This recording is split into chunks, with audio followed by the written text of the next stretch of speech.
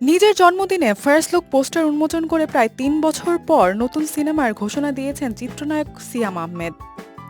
শানখ্যাত নির্মাতা এম রহিম পরিচালিত সিয়াম আহমেদের নতুন সিনেমার নাম জঙ্গলি। নির্মাতার নায়ক সম্পর্কে জানা গেলেও আড়ালে ছিল সিনেমার নায়িকাটির নাম।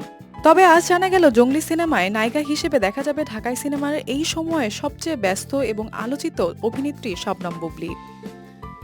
আজ রিলিজ দেওয়া নতুন পোস্টারে দেখা যায় সিয়ামের পেছনে লুকিয়ে রয়েছে বুবলি। তার চেহারা জুড়ে ভয় উৎকণ্ঠার স্পষ্ট ছাপ। অন্যদিকে সিয়ামের চেহারা আলো আধারে ঢাকা।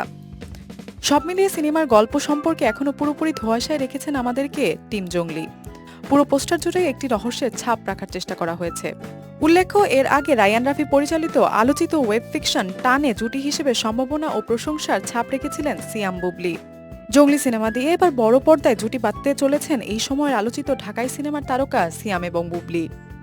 ঢাকাই চলচ্চিত্র বাণিজ্যিক সিনেমার অভিনেত্রী হিসেবে বুবলি যে এই মুহূর্তে অপ্রতিরোধ্য তা বোঝা যায় তার অভিনয়ের দক্ষতা দেখে। নানা আলোচনা এবং সমালোচনা পাশ কাটিয়ে তিনি একের পর এক দর্শক নন্দিত এবং কন্টেন্ট নির্ভর সিনেমায় অভিনয়ের প্রতিভা দিয়ে মুগ্ধতা ছড়িয়ে যাচ্ছেন। এই ঈদে রিলিজ পাওয়া মিশুক মনি পরিচালিত দেয়ালের দেশ যারাই দেখেছেন তারা এক বাক্যে স্বীকার করবেন বুবলির অভিনয় দুটি ছড়ানোর পারফরমেন্সের কথা। এবার সিয়াম আহমেদের সাথে অভিনেত্রী বুবলির জুটি সিনেমার পর্দায় কতটা সফল হয় সেটাই দেখার বিষয়।